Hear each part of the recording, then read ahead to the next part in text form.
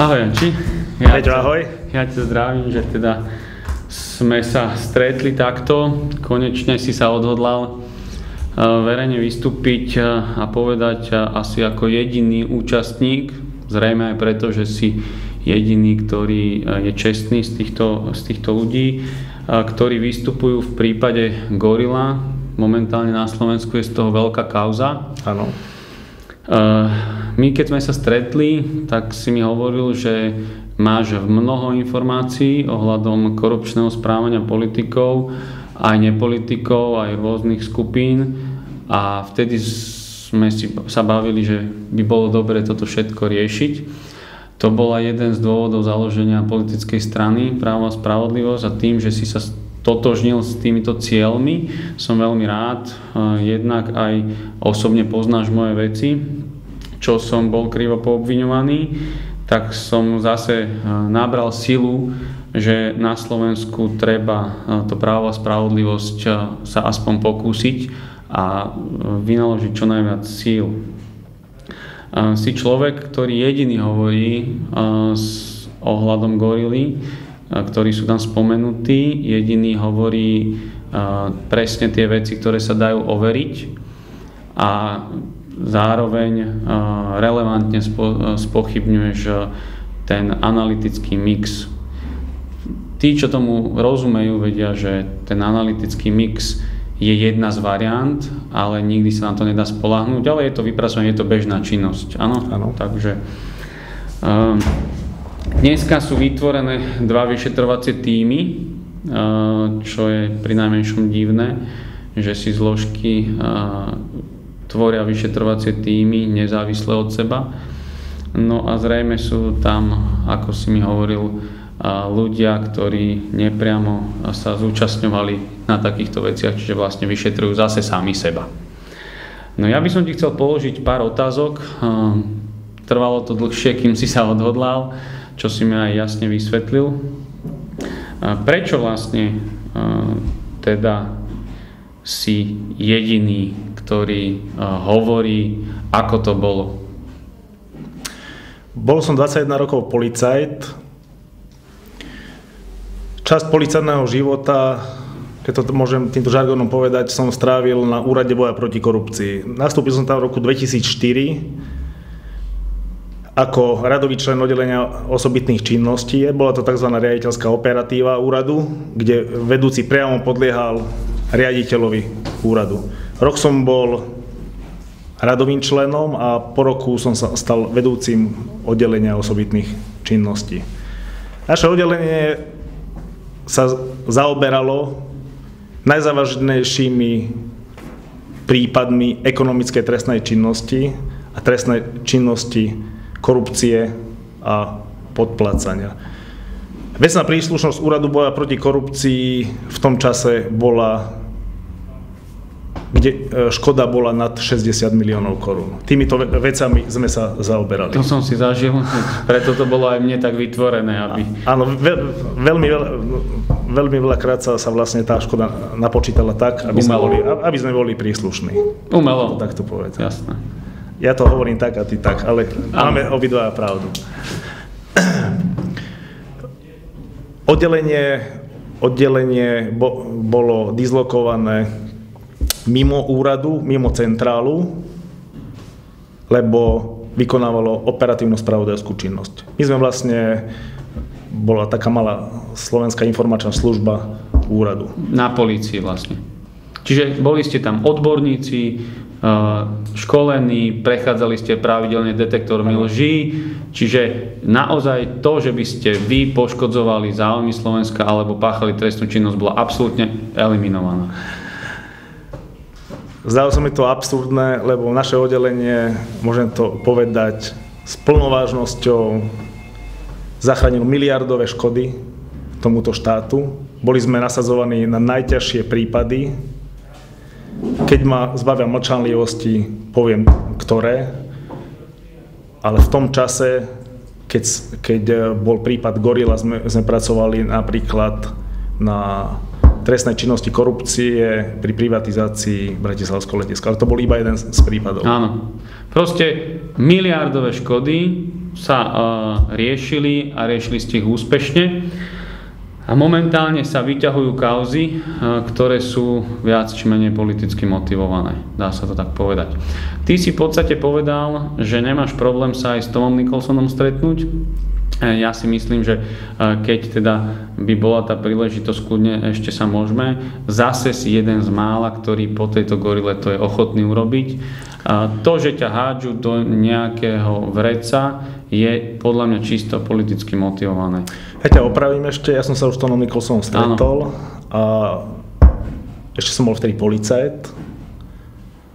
Zavolal mi, či som ochotný, som povedal, áno, som ochotný a už vtedy som mu potvrdil, že byt existuje, že som tam chodieval a prečo som tam chodieval. Takže ešte dávno pred medializáciou tejto kauzy, koncom tohto roku, som sa stretol s Tomom, bolo to tuším, že v lete, neviem, či júl alebo august. A toto, čo som povedal potom aj médiám, aj verejnosti, že byt existuje, že som tam chodieval, prečo som tam chodieval, som už povedal v lete. Keď sme pri tom, prečo vlastne? Nech konečne verejnosť aj vie, aj ľudia tomu trocha rozumejú, lebo ty ako člen špeciálneho tímu, ktorý sa venuje najzávažnejším zločinom, naozaj máš aj špeciálne úlohy, ktoré ľudia nerozumejú. Bežný človek nerozumie, čo je konšpiračný byt, čo sú ITPčka, čo je poznatkový fond, tomu nerozumejú. Tak aby som ti vysvetlil aj ľuďom, ktorí to budú počúvať, operatívno-spravodajská činnosť sa vykonáva v teréne, je to cieľavedomé získanie informácií, ktoré vedú k odhaľovaniu trestnej činnosti. Ja ako policajt, kebyže sedím v kancelárii a píšem a pozerám si nejaký internet iba, sledujem masovo-komunikačné prostriedky, tak by som sa dostal iba k bežným informáciám, ku ktorým majú prístup bežní ľudia. Keď chcem zistiť takúto trestnú činnosť, musím sa pohybovať medzi takýmito ľuďmi a musí ma aj tam niekto uviesť medzi takých ľudí. Takže toto všetko som ja robil. Táto činnosť je upravená zákonom o policajnom zbore a nariadením ministra vnútra o operatívno-pátracej činnosti. Takže takýchto stretnutí, ako bolo v tomto byte, som mal veľmi veľa. Bolo veľmi veľa takýchto bytov a dokonca polícia má na to určené špeciálne byty, kde sa takéto stretnutia vykonávajú a nazývajú sa tzv. Konšpiračné byty. Áno. Ďalej už nemôžem o tom hovoriť, lebo nariadenie operatívno-pátracej činnosti je podstupne vyhradené a pokiaľ by som túto tému ďalej rozvázal, tak by som vlastne riskoval postih za ohrozenie utajovanej skutočnosti. Presne tak. A preto žiadaš ako jeden, asi jediný, o zbavenie mlčanlivosti, ktorý prehlasuje, ako sme sa bavili, že si budeš aj pamätať. Lebo to, že ešte budú zbavení ľudia, či už príslušníci, to je zrejme zase len hra pre občanov, pretože každý, keď bude zbavený mlčanlivosti a povie, ja si už nepamätám, tak to je úplne jedno a zás je to len na tom, aby si politici kapitál z toho vytlkali a nie, aby sa naozaj niečo vyšetrovalo. Čiže, ako sa ty k tomuto staviaš? Ja si dobre pamätám a veci, čo si nepamätám, mám na nosičoch, bližšie nešpecifikovaných. Je ich niekoľko tých nosičov a v prípade, že by sa mi náhodou niečo stalo, tak tieto nosiče budú zverejnené. Tieto nosiče som nezverejnil preto, lebo nie som zbavený mlčanlivosti a keď budem, tak ich tým orgánom dám. Sú to operatívne spisy, na ktorých sme pracovali. Originály už neexistujú, lebo už sú skartované, ale ja mám presné prípady, na ktorých sme pracovali a veľmi veľká časť z nich pochádzala z tohto zdroja. Áno. Čiže hovoríme to, čo sme sa aj bavili. Prípad alebo kauza Gorila je jeden z mnohých. Je jeden z mnohých. My sme, opakujem, my sme robili aj na úplne iných prípadoch, ako bol prípad Gorila. Keď môžem spomenúť, riešili sme Národnú agentúru pre rozvoj malého a stredného podnikania, kde bola škoda tiež niekoľko desiatkov miliónov korún. A takýmto zistením v takomto byte sme stopli páchanie tejto trestnej činnosti a osoba zodpovedná bola odstíhaná a mal aj súd. Neviem teraz, jak dopadla, ale viem, že tento prípad sa dostal aj na súd. Čiže toto sú prípady, na ktorých sme pracovali a okolnosti, ktoré tvoria takéto prípady, som sa dozvedel ja a členovia môjho oddelenia na takýchto druhoch stretnutí. V tej skupine ľudí, v takýchto bytoch, boli to aj v reštauráciách, stretnutia boli v krčmách a na iných miestach. Kanceláriách a tak ďalej. Všetko bolo zaznamenávané. K tomuto sa ešte vrátim, že v podstate mne to tak už prípada, že prípad Gorila je otváraný preto, aby sa zastierali iné, omnoho závažnejšie prípady. Ja si to tiež myslím a myslím, že to bolo načasované tak, aby, je to môj iba súkromný názor, aby bolo prekryté kauza odpočúvania na ministerstva obrany, kde padol za to minister obrany. A tá kauza, táto, čo vyšla, prekryla tú prvú a vlastne preto sa aj zverejnila. Ano. To je môj súkromný názor. Opakujem sa, už som to aj v médiách povedal, moja činnosť už bola viackrát preverovaná, či už generálnou prokuratúrou, či vojenskou prokuratúrou, alebo inšpekciou ministra vnútra. Môžem ti povedať, prečo to bolo. Moje oddelenie vykonávalo operatívnu činnosť v kauze tzv. Bezpečnostné previerky, kde bol podozrivý šéf kontrarozviedky Slovenskej informačnej služby a pár jemu podriadených ľudí, kde firmy, ktoré potrebovali bezpečnostnú previerku a dali si žiadosť na Národný bezpečnostný úrad, kde on nemá vlastné operatívno-spravodajské zložky, a vždy pošle dožiadanie na Slovenskú informačnú službu a rozhodne tak, ako im služba doporučí. Áno. Mali sme podozrenie a dokonca za mňou sami chodili... Dôvodné podozrenie? Že šéf kontrarozviedky zneužíval svoje postavenie. Právomoci. A pozitívne previerky zabezpečoval prostredníctvom úplatkov, ktoré bral. Táto kauza bola vyšetrovaná, začal som ju vyšetrovať na jeseň 2005. Skončila návrhom na trestné stíhanie, bolo začaté trestné stíhanie vo veci. Tak Slovenská informačná služba ma potrebovala čo najskôr skompromitovať. Áno, čo sa im aj zjavne začína dariť. Aby vlastne môj výstup z môjho oddelenia nebol dôveryhodný.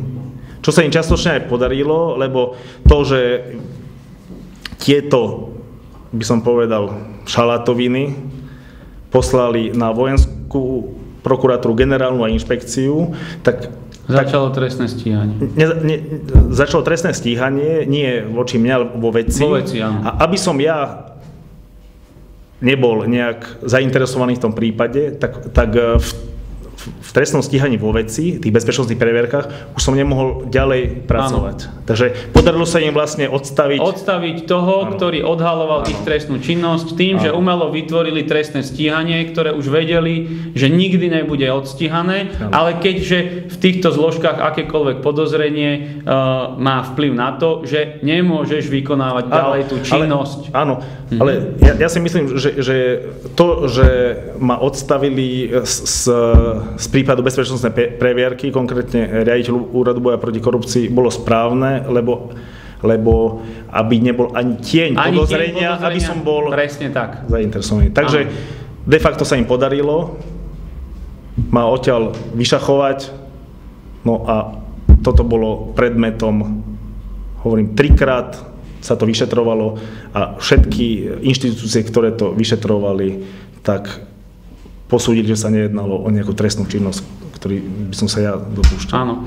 Bavili sme sa aj o rôznych detektoroch lží a tak ďalej. To si už viackrát spomínal, že nemáš s tým žiadny problém. Dokonca tu verejne žiadame všetci zainteresovaní, nech idú na detektory lží, aby sme teda verejne takto povedali, poďme na detektor, ten polygraf nám povie. Môžeme začať ministrom vtedajším počnúc, posledným policajtom končiac.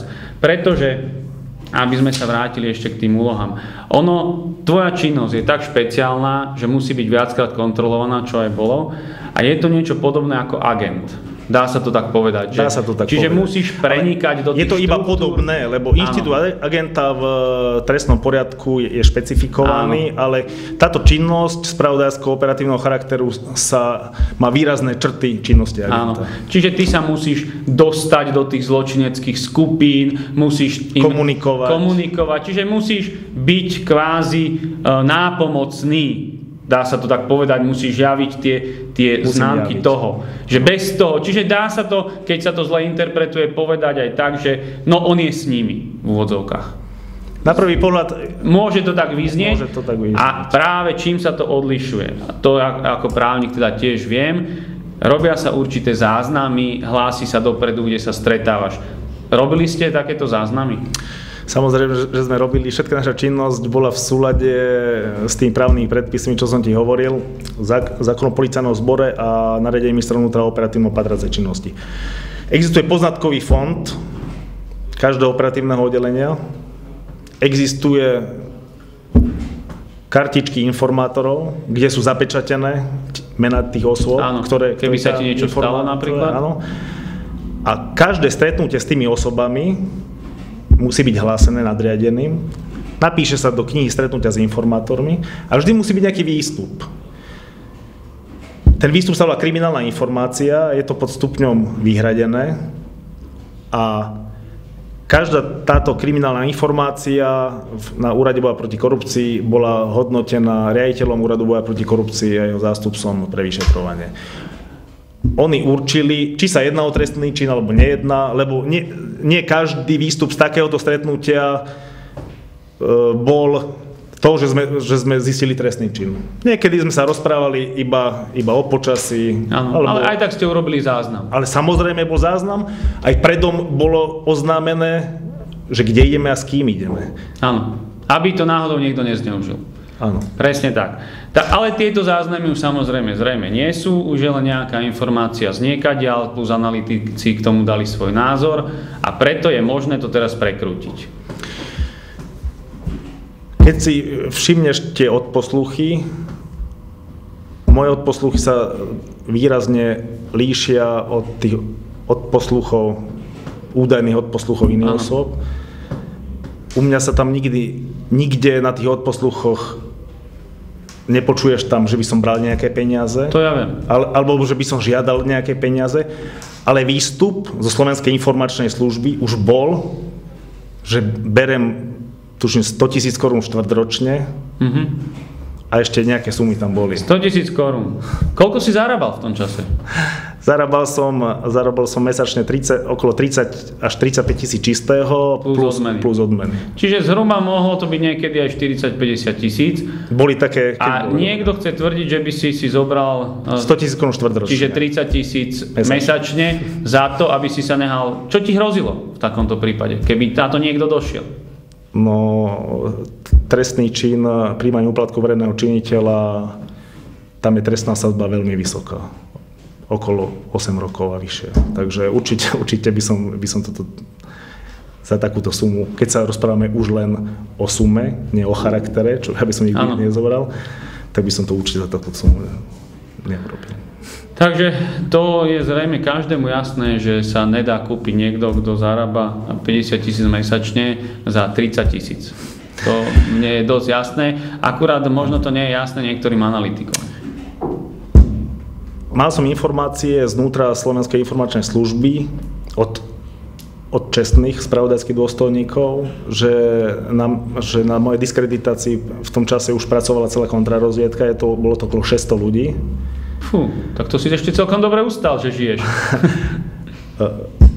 Analytický odbor k týmto odposluchom, respektíve tým prepisom, dal svoje vlastné stanovisko, kde tie sumy napísal a jemu to zase dodalo 5. oddelenie kontrarozviedky. Aj to mám presne ľudí napísaných na tých materiáloch, kto sa podielal na mojej diskreditácii. Ja to viem aj meno. Čiže v podstate zrejme niektorým funkcionárom išlo zase len o peniaze a predávanie bezpečnostných previerok. Dobre som to pochopil? Veľmi dobre som to pochopil. Dobre, čiže s týmto bude treba niečo robiť a preto prichádza tu strana Právo a spravodlivosť a s takýmito vecami aj s mnohými inými vecami budeme robiť. V našej strane sú odborníci aj zo Slovenskej informačnej služby, ktorí šliapali na otlaky dôstojníkom Slovenskej informačnej službe. Máme tu ešte jedného bývalého vysokopostaveného policajta, ktorý rovnako vie, ako sa diskreditujú ľudia. Keď sme pri tom, ja by som jednu takú osobnú vec mal. Ja som bol trestne stíhaný za vymyslenú vec. To dnes už je jasné všetkým, že som bol kriminalizovaný. To bol presne ten čas, kedy si tam robil. My sme sa stretli, ty si mi povedal, ja viem, Peťo, že to bolo na teba vymyslené. Čo mi o tom povieš mne ako osobe? Toto by ma zaujímalo. Poviem ti, Peťo, si právnik, ja by som povedal taký nedokvásený právnik, keďže som piatak. Nezdielam vôbec právny názor ani operatívneho pracovníka, ani vyšetrovateľa, tých, ktorí ťa obvinili a z čoho ťa obvinili. Ale sú aj vyšetrovateľe, aj operátori, sú to procesne samostatné osoby, takže oni keď sa rozhodli, tak to urobili. Dnes tie výsledky vyšetrovania každému sú známe a potvrdzujú môj právny názor, že nejedná sa o tú trestnú činnosť, ktorej si bol obvinený. Díky, to bolo tak pre mňa osobne. Ešte by som sa spýtal jedno, lebo ja som si tu urobil zo pár poznámok, keďže naozaj tie rozhovory asi nebudeš už nikdy nikomu poskytovať. A to aj zase na druhej strane chápem, keďže televízia Markíza zostrihala to, čo si povedal a vyznelo to úplne inak, ako sú v skutočnosti, čo samozrejme im zrejme tiež ide o niečo iné. Ty si vlastne chodil do toho bytu, veď aj sme sa boli pozrieť, kde to je. Ty si mal nejakú predstavu, že si vedel, že to je monitorované, čiže si dával normálne informácie. Čiže tam je ťažké povedať, že čo bolo, čo nebolo, ale zaujíma ma teda, je určitá časť prepisov pravdivá, to je, a možno by bolo dobré, keby to potvrdili aj niektorí iní ľudia. Treba ťa jednoznačne zbaviť mlčanlivosti. Kto to môže urobiť? Môže to urobiť minister vnútra na návrh policajného prezidenta. Ja som od začiatku vedel, kedy ten byt začal byť monitorovaný. Áno. Povedali mi to práve tí slušní spravodajskí dôstojníci, ale nakoľko ja som tam vykonával legálnu služobnú činnosť, ja som nemal problém ísť aj do takto odpočúvaného bytu. Áno. A z tých údajných prepisov to aj vyplýva, že ja som sa tam zmienil, že tento byt je odpočúvaný. Áno. Takže ak by som tam robil niečo nekalé, tak by som nebol blázon, nechodil by som do odpočúvaného bytu a robil by som to niečo protizákonné. Samozrejme. Dobre, kto ty vlastne ako šéf toho úradu osobitných činností? Oddelenie osobitných činností, komu si priamo podliehal zodpovednostne a kto bol váš najvyšší nejaký šéf, ktorý musel všetky tieto veci preverovať a mal informácie o týchto korupčných správaniach politikov? Informácie o korupčných správaní politikov vtedy sme s nimi nedisponovali. Mm-hmm. Nedisponovali sme, samozrejme indície boli vo všeobecnej rovine. Politici berú peniaze, ale nemali sme vtedy žiadny nejaký signál alebo relevantnú informáciu, že sa to deje. Áno. tú druhú časť údajných, ja to teraz rozdelím, že odposluchy moje údajné a odposluchy tie ostatné. Áno. Ja som povedal, v tých intenciách som sa naozaj rozprával a v tých intenciách aj potvrdzujem, že pravdepodobne všetko, čo tam je napísané o mne, je pravda. Ja si už, to už 6 rokov, ja si už nepamätám, že či tam nejaké slovíčka prehodili, ale fakt... Od posluchoch, nie v analytickej informácii. Áno, to si rozdielme, aby ľudia vedeli, že jedna vec sú prepisy, kde je priama reč. Kde je priama reč a jedna vec sú doplnené analytické informácie. To je veľmi dôležité, lebo to pospájanie môže byť, toto je jedna z verzií. Áno, môže byť iná verzia, o čom treba hovoriť. Ano.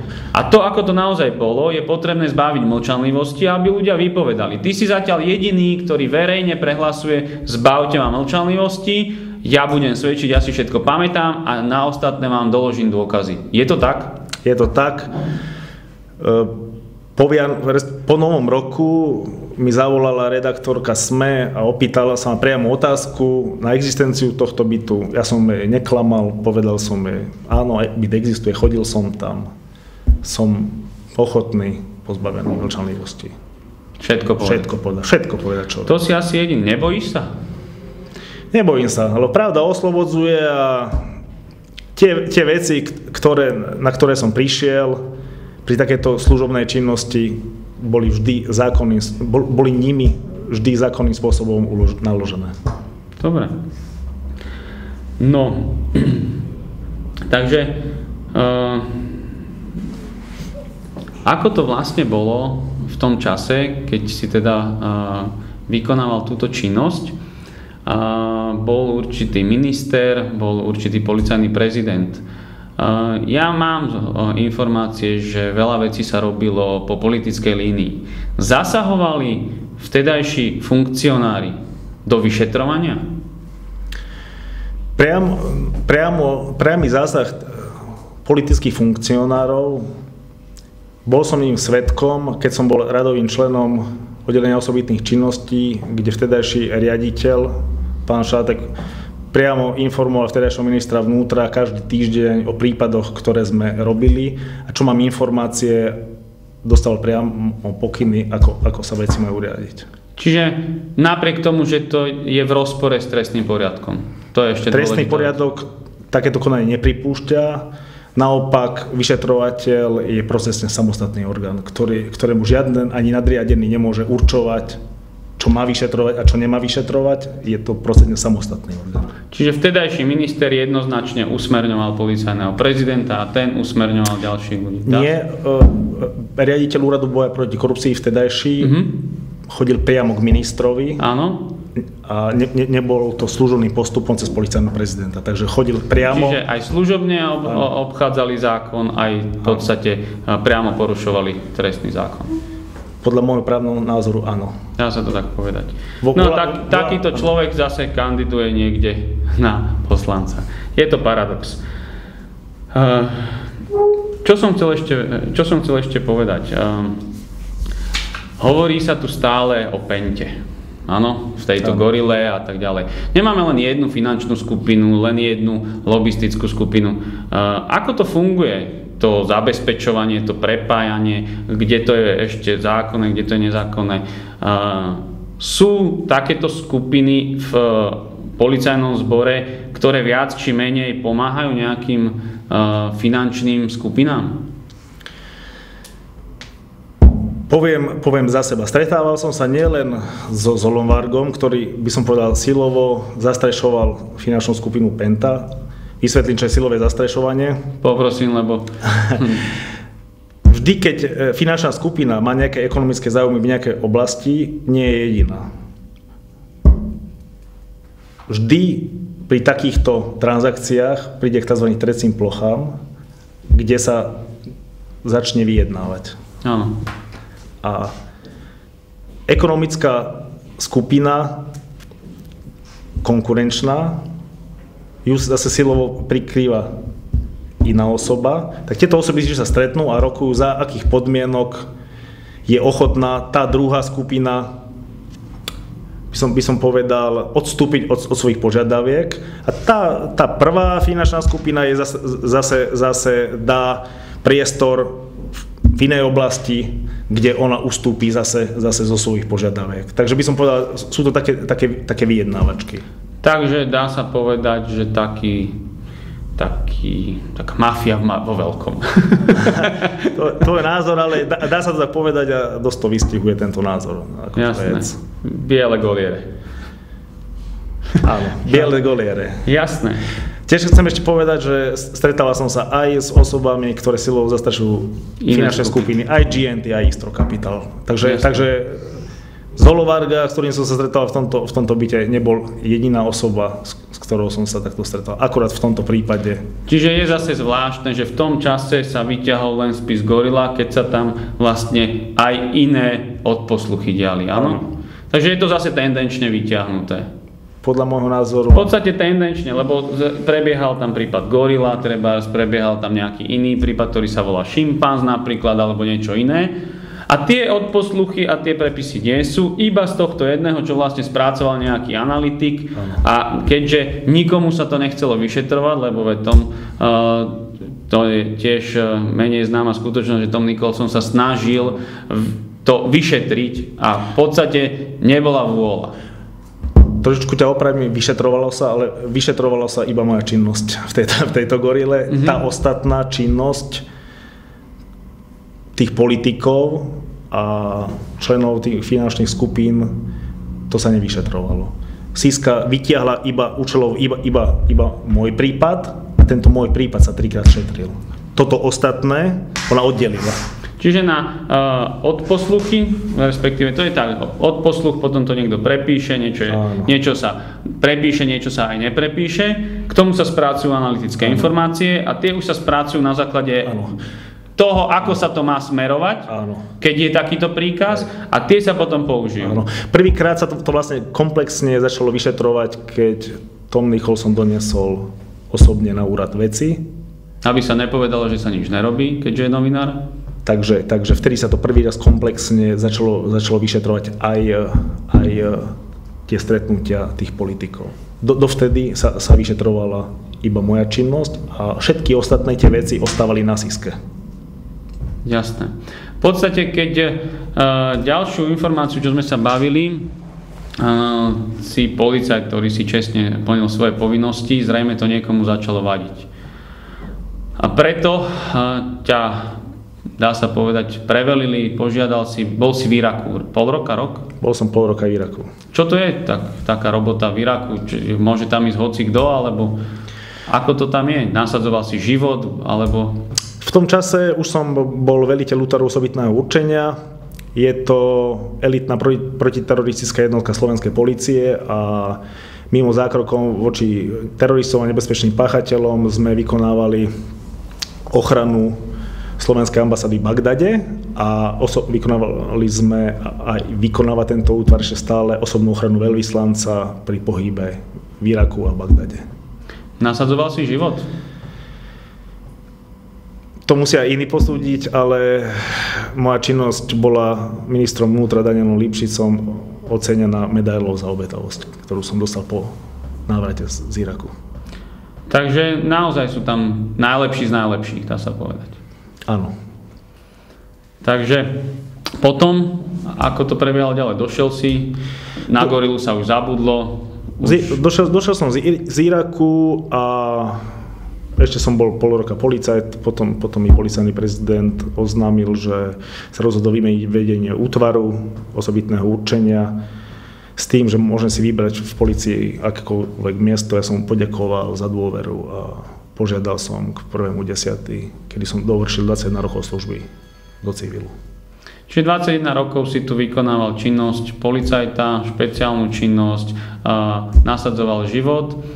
A za to, čo si robil, za to, že si robil poznámky zo všetkých stretnutí, dodržiaval zákon a niekomu sa to hodí teraz, tak máš byť zahrnutý niekde, aby sa zakrývala iná činnosť vysoko postavených policajných funkcionárov a politikov. Dá sa to tak zhrnúť? Tých politikov určite, tých vysokých policajných funkcionárov, k tomu sa radšej nevyjadrujem, aby to náhodou nebolo tendenčné. Jasné. Takže Janči, ja ti ďakujem. Ja som vďačný, že si sa odhodlal, lebo viem, aké to bolo ťažké a že si to urobil teda najmä kvôli mne.